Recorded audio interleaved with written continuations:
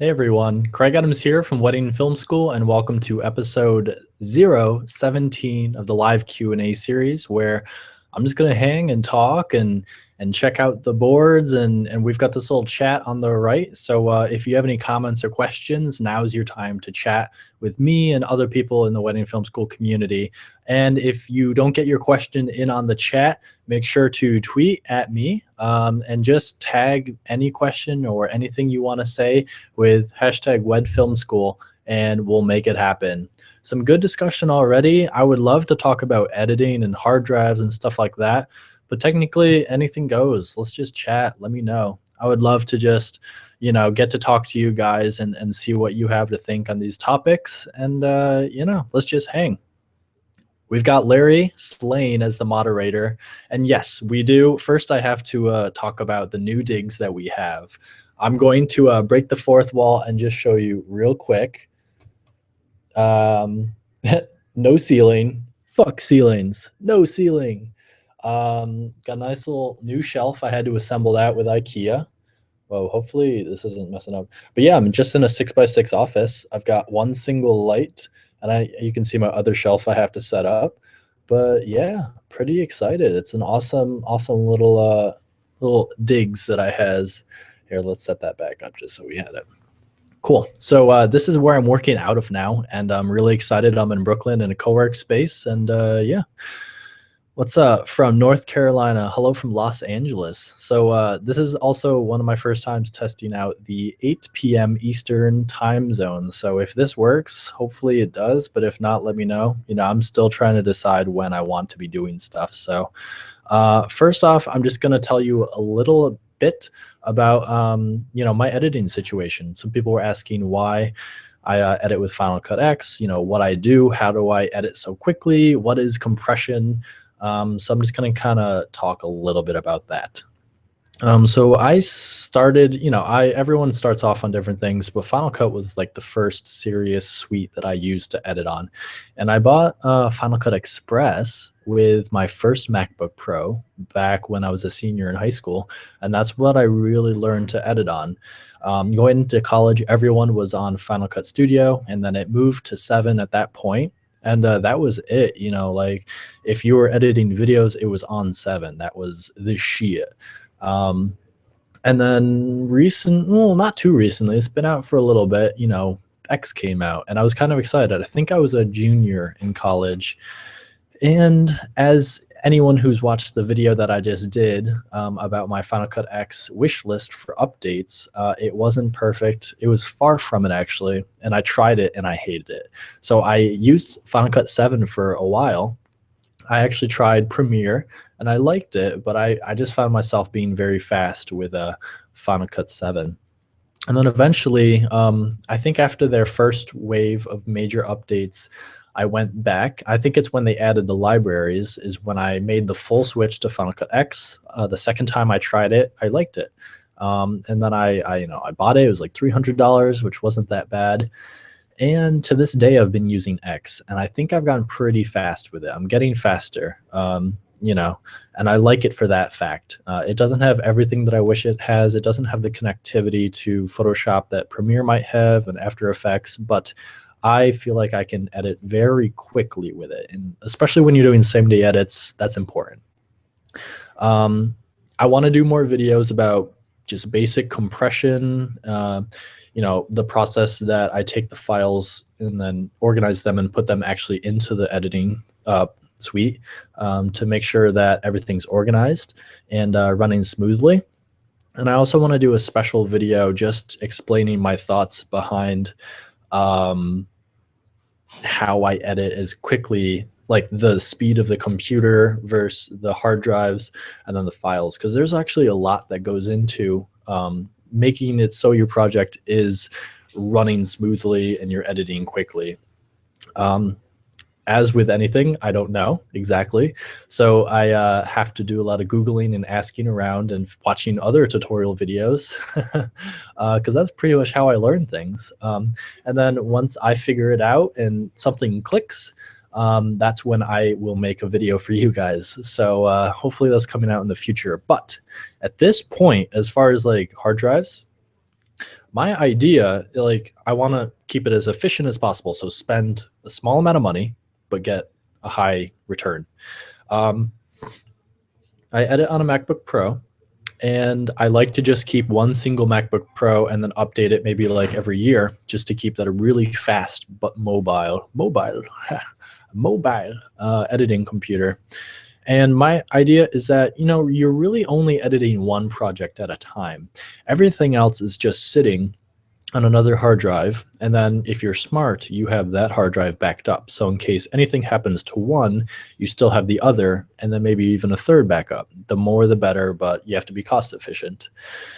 So the idea is have one really, really, really fast drive that costs a lot of money, because the faster and better it is, it's going to be expensive. But then just have a very simple backup and archival procedure for everything else.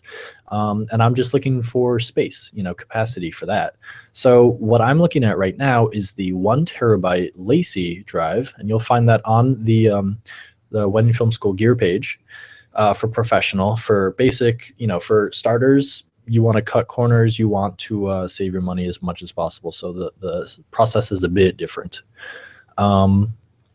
But it's solid state for one, which is faster than spinning hard drives, even faster than the 7,200 RPM, because most drives are around 5,000, 6,000. I think it's like 5,400 RPM. So that's how fast the actual drive, because within those hard drives, it's like a little plate and then a little reader. And it's actually, as far as I know, it's like using magnets to write digital information. So it actually spins, and that's why you don't want to move hard drives when they're running, because there's stuff spinning and it can get messed up because there's actual moving parts. Whereas the solid state is different. There's no spinning. They're usually smaller because there aren't moving parts, and that just makes sense. But they're more expensive. The price is going down, but they're faster. So this Lacy is 1 TB. To me, 1 TB is big enough to hold any single project. I rarely have a project that is bigger than 1 TB. And if I do have a project like that, it'll probably have the kind of budget that allows for me to get a separate drive just for it, whatever it may be. But anything less than 100 or 1 TB is, weddings are probably under 500. So you might even get away with the 500 version. And it's also Thunderbolt connected. So that's the other thing that you have to think about. Thunderbolt is going to be able to transfer data faster than USB 3. So you either want USB 3 or Thunderbolt. Thunderbolt's cool. There are a couple other, but as far as price and availability, Thunderbolt, it's good. And then it's ultra portable. So you don't need to, there are some hard drives that you require to plug into power and then connect it to a computer. That's super annoying. Everyone wants portability. So the Lacy drive is small, rugged. You can bump into it a little bit and it's going to be fine. And you just plug it in the computer and that's it. So that's awesome. I can edit really fast off that. And as long as my clips are optimized with 422, ProRes 422, and then I'm editing off of a drive like that, no hiccups. Speed is ablazing. It's crazy. So it's really, really awesome. There are some other drives that are similar to it, but for the price at around 800, that's a good, really, really good hard drive. I don't think you're going to have any issues with playback and editing if you're going to use that and transcode your footage. And then as far as backing up the other projects, the biggest hard drive that I like is, I'm not going to move it because it's plugged in. And remember what we said about moving hard drives. Is the Western Digital. It's like a dual drive, but then each drive there's 6 TB, so 12 TB altogether in one thing, which is awesome. I'm looking for capacity here, remember? And then it's also RAID, so you could hold on one sec. I'm talking a lot, always talking. And I'll get back to you. I see Larry slaying some questions, but I'm going to totally get back to all of you guys in a hot second. So with RAID, you can go RAID 0 or 1, and then you could go for safety. So a backup in case one drive messes up, you still have the other drive, which would limit you to 6 TB, but that would be good as a backup. Or you could go for speed. but technically you're not editing off this drive, so you don't really need it. I would go for backup, or I would just use the 12 and then have some kind of other backup where you just take the raw files off the card, put that into a folder for each project, and then put that on the archive. Or I'd call that backup rather than archive. So yeah. All right.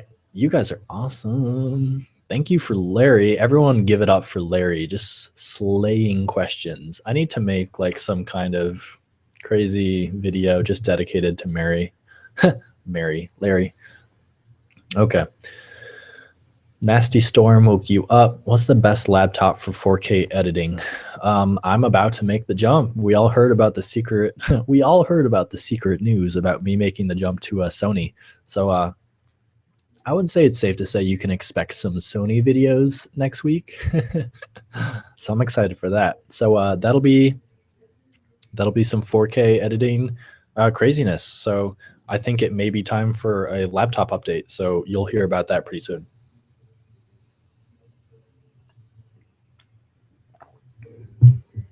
I sound low. Here, let me turn the gain up just a tiny bit. Hopefully that's better. We'll see. Okay. Distracted from editing. DJI and the A7S. Cool. Yeah, everyone's editing 4K now, it seems, with the Sony A7Ss. Yep, Final Cut's updating. Ali, Jordan. What does transcoding mean? And am I supposed to do that when importing footage?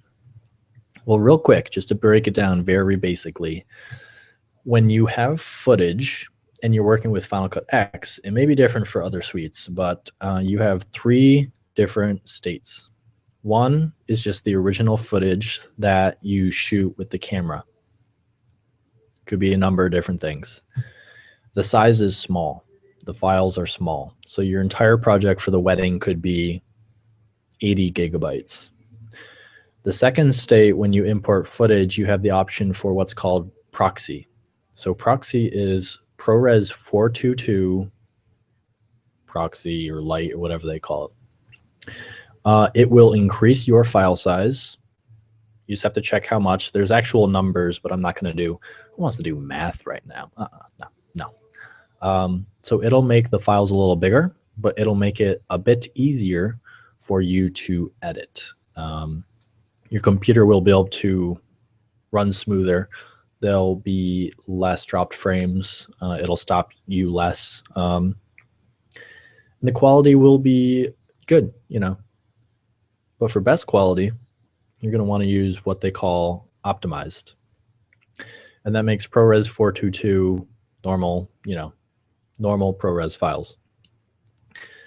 And it will make the largest file size. So if you don't have any restrictions as far as space, if you can have, so remember 80 gigabytes probably with proxy turns into 150. And then with optimized normal ProRes, you might end up with like a 300 gigabyte project per se. So if you're fine with that, always go with optimized. If you have the space, it just takes a little bit more time, maybe like a half an hour of transcoding or something. Go watch Netflix. Go watch Master of None while you're waiting for that. Or tweet me. You can tweet me. If any of y'all tweet me while you're transcoding, you know, that'll be awesome. Do that. So yeah, real basically that's it. Those 3 for Final Cut. Really basic question, but I forget, you know, I didn't know that at some point. It's just good to keep that in the back of your mind. Thinking about making, okay, so why do I use Final Cut X instead of Premiere? I'm used to it. It would take me, I was actually having this conversation with someone who's new to New York City, a wedding shooter came in and I grabbed coffee with, and she asked me, you know, why Final Cut? Just because I'm used to it. You know, it would take me a week or 2 to switch to Premiere. I'm lazy. It would probably be better, but I'm just used to it. So maybe one of y'all can convince me. Cool. Transcoding. Have you heard of G-Shock? G-Shock. Yes, I have. Larry slaying questions. SDD, solid state drives, are faster than RAID 0. Correct. They're just more expensive. The price is going down dramatically, though, so just wait. This isn't related to editing, but do you have any recommendations for battery-powered lights?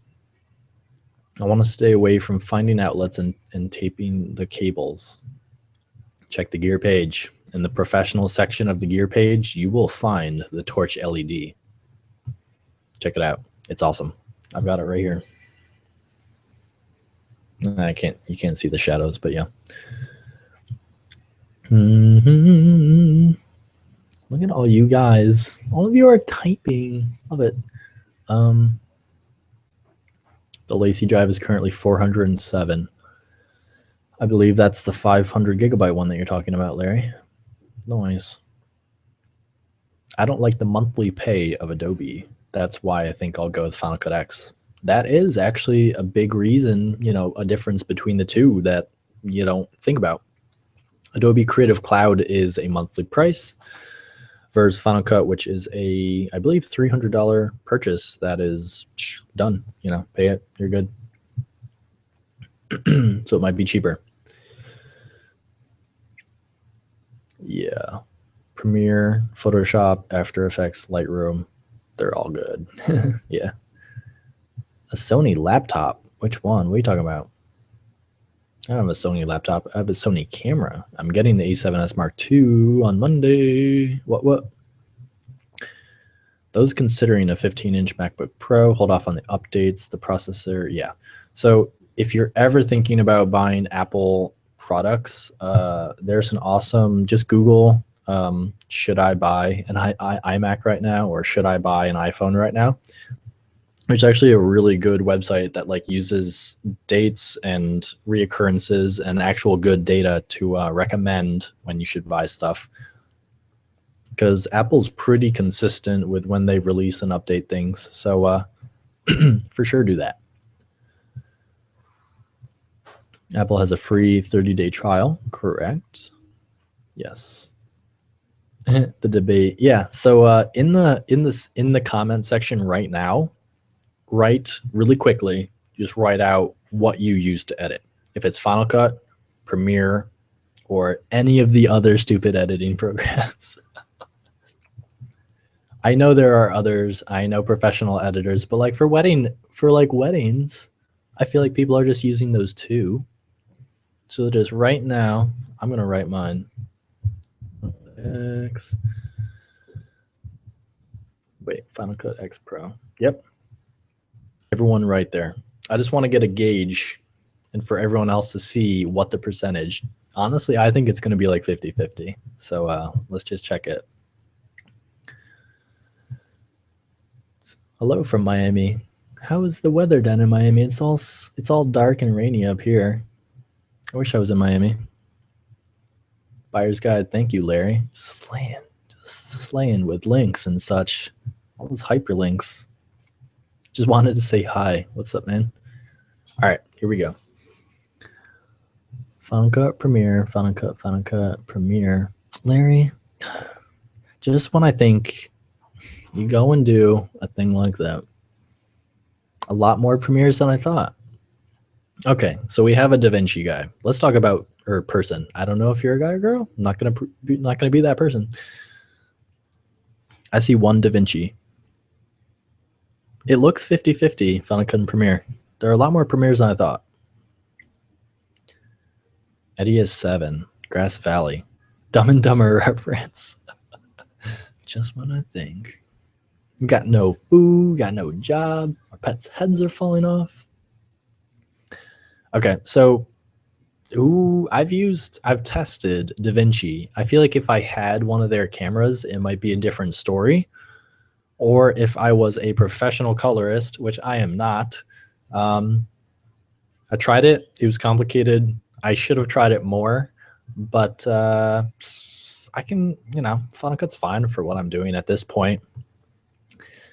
If I ever need the skill and precision that is required of DaVinci, I'm going to hire someone to do it for me. You know, I'm not an editor. I am not a DaVinci user. I'm not a colorist. So if it ever gets to that point, I'm going to hire someone like Harry B. Look him up. Harry B is an awesome editor in New York. Okay, so Francisco.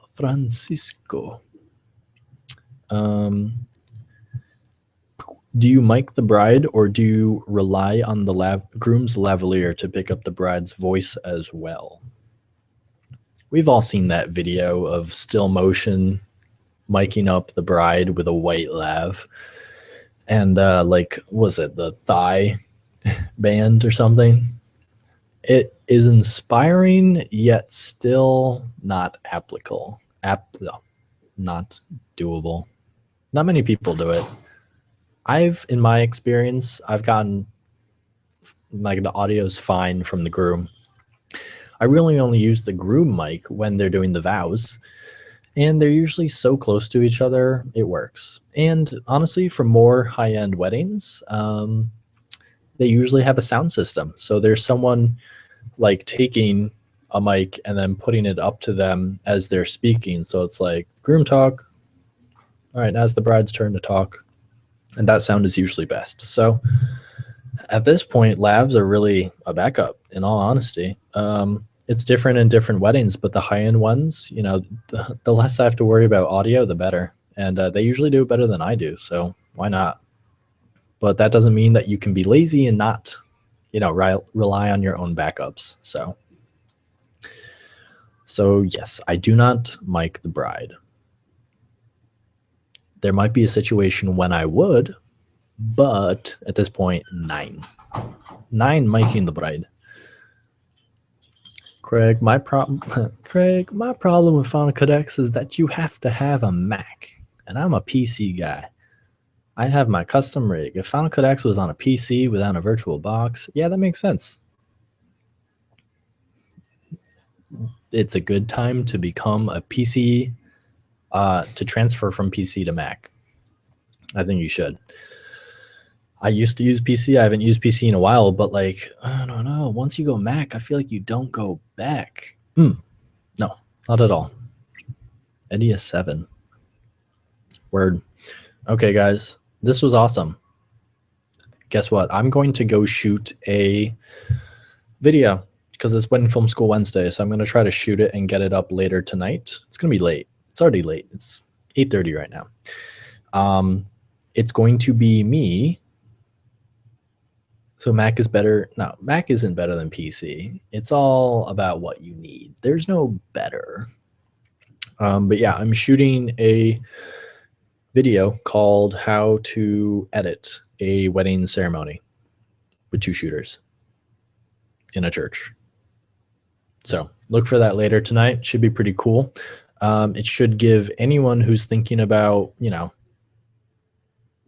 two shooters with 3 cameras with 3 audio sources, what that would look like to edit a ceremony. Because I have an awesome wedding that I have to edit tonight, so I'm going to do it. Should take me about an hour to edit it all the way through.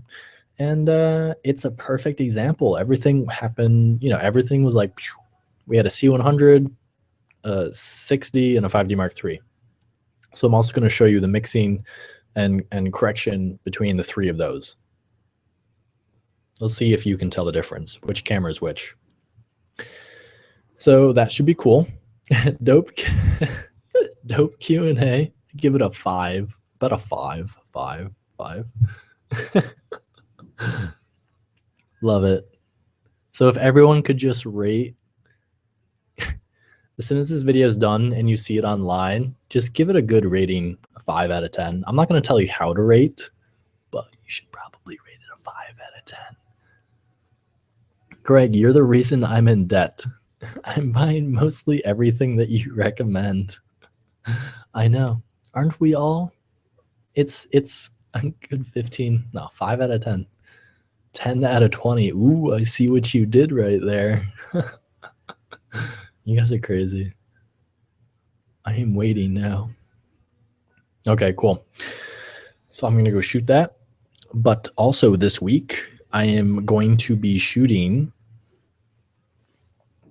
Actually, no. Am I? Fuck. Do I want to spoil this right now?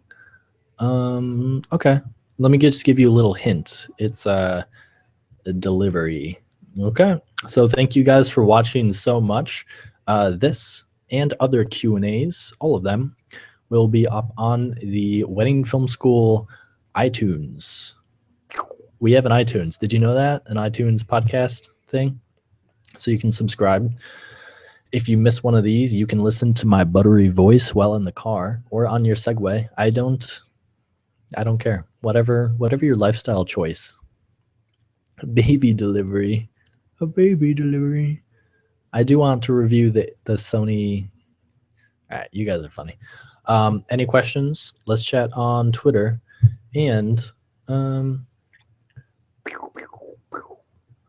y'all are on Snapchat right now. So what do you have to say about that?